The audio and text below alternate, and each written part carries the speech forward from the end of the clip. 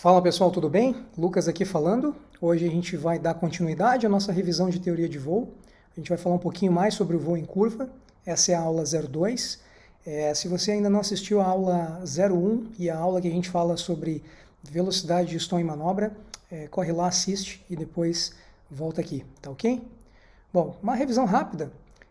Na aula anterior nós vimos que numa curva coordenada, quando a gente inclina as nossas asas, a sustentação, que é sempre perpendicular ao plano das asas, ela também inclina. E aí essa sustentação a gente pode dividir ela em duas componentes. Uma componente vertical de sustentação e a outra componente horizontal de sustentação. O ângulo formado entre a sustentação e a componente vertical de sustentação é o nosso ângulo de inclinação, e a gente chama ele de φ. Ele também é o ângulo que aparece aqui entre o plano das asas e a linha do horizonte. Mas como é que a gente representa matematicamente essas forças? Bom, a componente vertical ela vai ser a sustentação vezes o cosseno do ângulo de inclinação e numa curva coordenada ela tem que ser igual e oposta à força-peso. Já a componente horizontal ela é representada matematicamente como a sustentação vezes o seno do ângulo de inclinação e ela é responsável pela trajetória curva.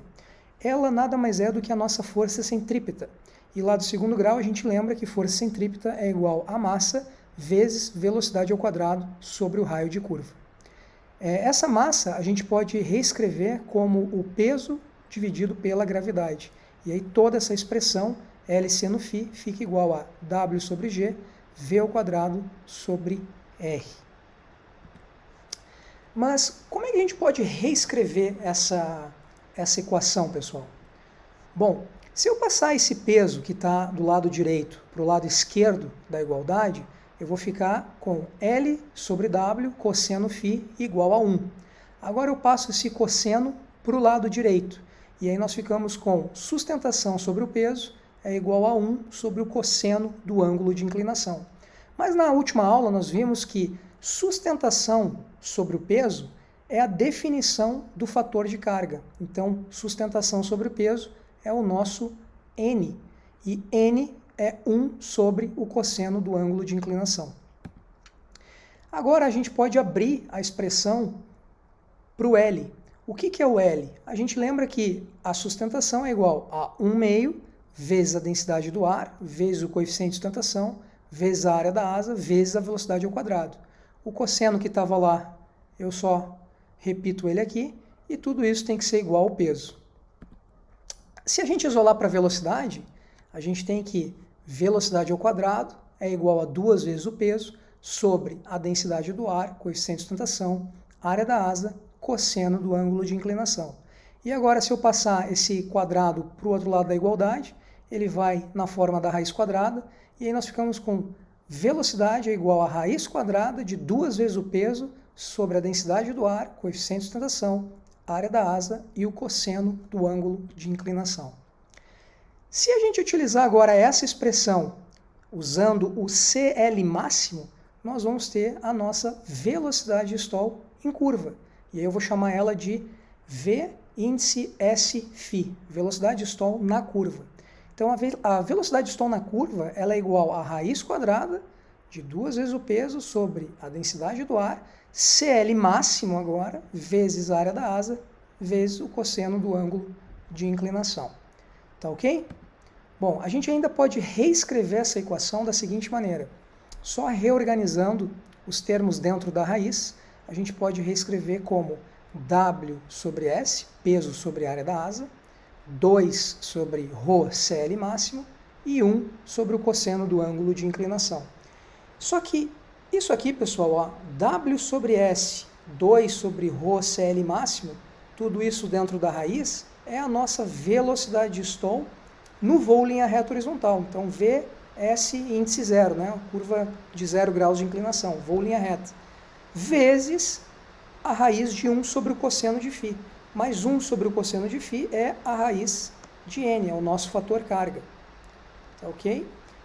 W sobre S, isso aqui aparece muito nos livros de aerodinâmica, é a nossa carga lar, né, o wing loading, e a velocidade de stall aqui, o VS0, a velocidade de stall em voo linha reta horizontal, como já mencionado. Tudo certo? Bom, naquela fórmula, a gente percebe o quê? Que a velocidade de stall na curva, ela é maior do que a velocidade de stall em voo em linha reta horizontal, porque agora a gente tem aqui ó, a raiz do fator carga. A velocidade de stall em voo em linha reta horizontal está sendo multiplicada por esse termo aqui, que é a raiz do fator carga. Lembrando novamente que n é 1 sobre o cosseno do ângulo de inclinação. Bom, vamos imaginar agora o seguinte exemplo, e aqui é só um exemplo, tá certo? Vamos imaginar a nossa aeronave voando em voo em linha reta horizontal com um peso de 10.000 newtons. De novo, é só um exemplo, na verdade esse número é muito maior, mas eu estou usando 10.000 newtons para facilitar os cálculos. Se a nossa aeronave tem 10.000 newtons de peso, qual que é a sustentação? Também é 10.000 newtons. Afinal, no voo em linha reta horizontal, a sustentação tem que ser igual ao peso. Agora vamos só inclinar as asas, tá ok? Só inclinar as asas. Quando a gente inclina as asas, a sustentação também inclina. Vamos imaginar que agora que esse ângulo de inclinação aqui foi de 30 graus, φ igual a 30. O que acontece com a componente vertical da sustentação? A componente vertical da sustentação, ela é igual a L, sustentação, vezes o cosseno do ângulo de inclinação. Então, L, que era 10.000, vezes o cosseno de 30, se você colocar na sua calculadora aí, cosseno de 30 é aproximadamente 0,86. E quando a gente multiplica, a gente chega no valor de 8.660 newtons. Mas 8.660, pessoal, é diferente de 10.000. Ou seja, se nós só inclinarmos a asa, se nós só colocarmos o avião em curva, a componente vertical de sustentação ela vai ser menor do que a força-peso. E aí o nosso avião começa a descer na curva. Então, como é que a gente faz para aumentar a componente vertical de sustentação? Para igualarmos com a força-peso? A gente tem que aumentar a sustentação. E como é que nós aumentamos a sustentação numa curva? Aumentando o ângulo de ataque, ou seja, cabrando a aeronave. Então, numa curva, nós vamos inclinar as asas e aí nós vamos ter que cabrar a aeronave a fim de que a sustentação aumente para que a componente vertical aumente, igualando a força-peso. E aí nós conseguimos manter uma curva coordenada, sem perder a altura. Lembrando, né, que esse aqui é o gráfico de ângulo de ataque por coeficiente de sustentação. Quanto maior o nosso ângulo de ataque, maior o nosso coeficiente de sustentação. No nosso exemplo, a sustentação ela deve ser aumentada para aproximadamente 11.547 newtons, para que a sua componente vertical possa se igualar à força-peso. Aí é só colocar na fórmula, né? Se eu isolar o L, 10.000 dividido pelo cosseno de 30, 11.547 newtons. Acontece, pessoal, que sempre que nós aumentamos a nossa sustentação, a gente também aumenta o nosso arrasto. E é aí que entra a tração, a potência, tá certo? Lembrando aqui, ó, tração é o nosso T e potência é tração vezes velocidade. Por isso que ficou o TV aqui. Tá ok? Então, numa curva, nós vamos inclinar a aeronave, nós vamos cabrar a aeronave e com esse aumento de sustentação também aumenta o arrasto. E aí nós temos que aplicar potência a fim de compensar o aumento do arrasto gerado na curva. E aí nós temos aqui, ó, que né, para manter essa igualdade de tração igual ao arrasto. Tudo certo? Bom, se a gente seguir com esse raciocínio, nós iremos perceber que a inclinação máxima, mantendo a altitude, ela ocorrerá também com a aplicação de potência máxima. Ou seja, quanto mais inclinado for a nossa curva, mais sustentação nós vamos ter que gerar. A gente vai ter que começar a cabrar cada vez mais. E isso aumenta o arrasto. Então a gente vai ter que começar a aplicar cada vez mais potência. Quando a gente chegar na potência máxima, ela vai ser a nossa máxima inclinação possível numa curva. Tá ok? Em teoria, uma curva de 90 graus de inclinação geraria um fator de carga infinito. E é o que a gente vai ver agora.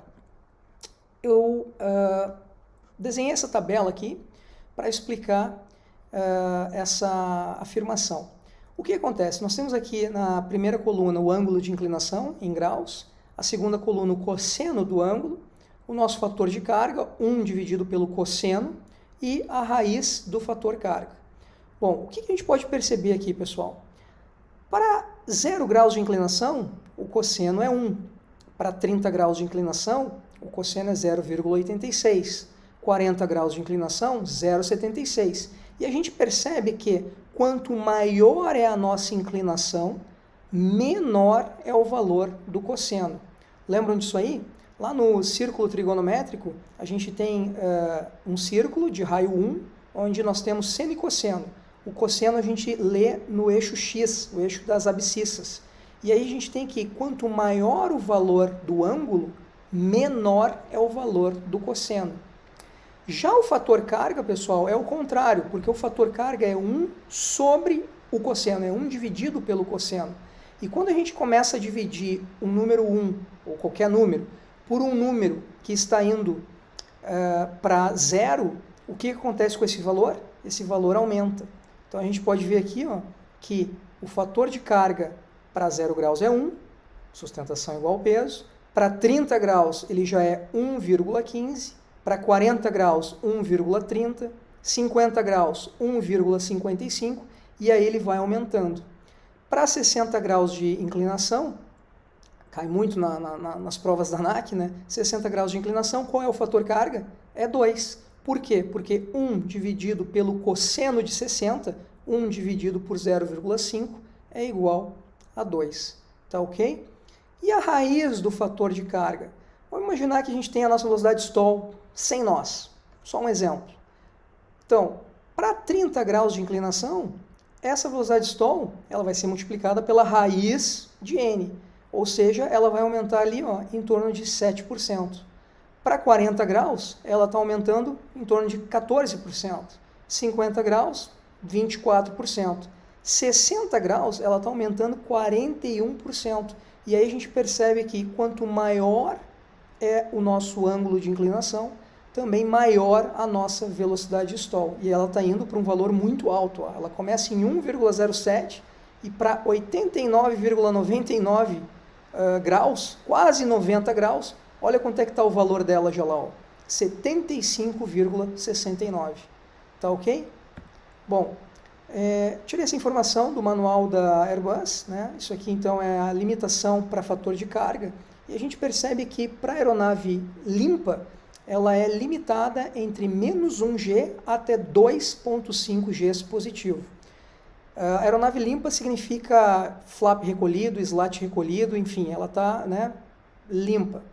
Outras configurações de 0 até 2 Gs positivo. Então, quando tiver slat estendido, flap estendido, o nosso fator de carga ele fica limitado entre 0 e 2 Gs positivo. Bom, ainda segundo o manual da Airbus, a nossa aeronave está limitada em 67 graus de bank, ou 60 quando suja, em High Lift Configuration. Vamos fazer um teste aqui agora. Qual seria então o fator de carga N numa curva de 67 graus de inclinação? E aí a gente coloca na fórmula, N igual a 1 sobre o cosseno de 67, e olha só o resultado que a gente chega, 2,55 Gs, muito próximo de 2,5, tá ok? Se a gente fizer para 60 graus agora, ele bate direitinho, 1 sobre o cosseno de 60, 2 Gs, que é o fator de carga quando a aeronave está numa configuração suja, tá ok? Então a gente vê que essas coisas estão relacionadas. O máximo ângulo de inclinação da aeronave, 67 ou 60 em High Lift Configuration, ela tá limitada devido à limitação de fator de carga, tá ok? Bom, como é que fica o gráfico então de fator de carga por ângulo de inclinação? Acho que todo mundo lembra lá dos cursos de piloto privado, piloto comercial. Ele é um gráfico mais ou menos em exponencial, onde a gente tem aqui que para 0 graus de inclinação, o fator de carga é 1, e conforme a gente vai aumentando a nossa inclinação, passando pelo 60, onde o fator de carga é 2, ele vai embora para o infinito. Então, quando mais próximo do 90 graus, olha lá para onde é que está indo a curva vai para o infinito, o fator de carga aumenta.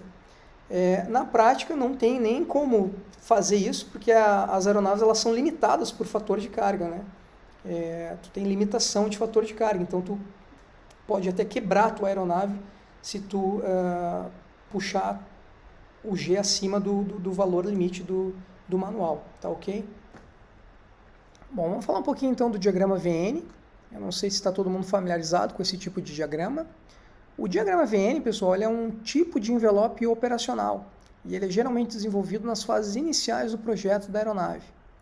Ele serve para estabelecer os limites de velocidade e os limites de fatores de carga, aos quais a aeronave está sujeita enquanto voando de maneira controlável de forma a manter a sua integridade estrutural. Bom, essa é a figura de um diagrama VN típico, onde no eixo vertical nós temos o fator de carga, onde começa, né, aqui 0 para cima e de 0 para baixo. Então, fator de carga positivo e fator de carga negativo. Já no eixo horizontal, nós temos a velocidade, tá ok? E esse diagrama ele é representado em cores, como vocês podem ver. A cor verde é o envelope normal de voo, tá ok? A cor amarela é a região de cautela. A vermelha é a região que pode ter uma falha estrutural. E a laranja é uma região onde pode ter um dano estrutural. Em outras palavras, de maneira bem simples, na laranja a gente pode entortar a aeronave, na vermelha a gente pode quebrar a aeronave, tá ok? O ponto B aqui é a nossa velocidade stall, então essa velocidade é a menor velocidade possível em voo linha reta horizontal. E o nosso ponto A aqui, ó, se a gente puxar a vertical para baixo, é a nossa velocidade de manobra. Para esse peso, tá ok? Isso para cada peso nós vamos ter um gráfico igual a esse. Então, a velocidade de manobra nada mais é do que a velocidade na qual a gente pode deflexionar os comandos bruscamente e a gente não entra na área laranja ou na área vermelha. Para qualquer velocidade acima da velocidade de manobra, se nós deflexionarmos bruscamente os comandos de voo, a gente pode causar dano ou até falha estrutural, porque a gente vai ultrapassar aqui, ó, o limite de fator de carga da aeronave, tá ok? Então, a região amarela a gente pode até entrar, mas geralmente é ar calmo, né? A gente pode entrar desde que não esteja ar turbulento. E aqui nós temos a nossa VNE, velocidade Never Exceed Speed, onde acima dela a gente pode causar falha estrutural na nossa aeronave, tá certo? Essas linhas aqui, ó, elas são as linhas de máxima sustentação aerodinâmica.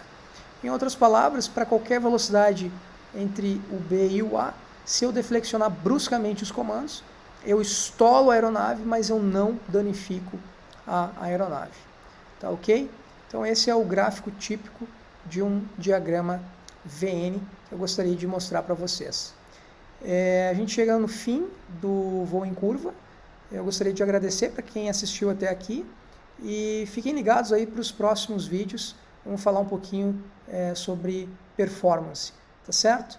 Obrigado e até a próxima. Tchau, tchau.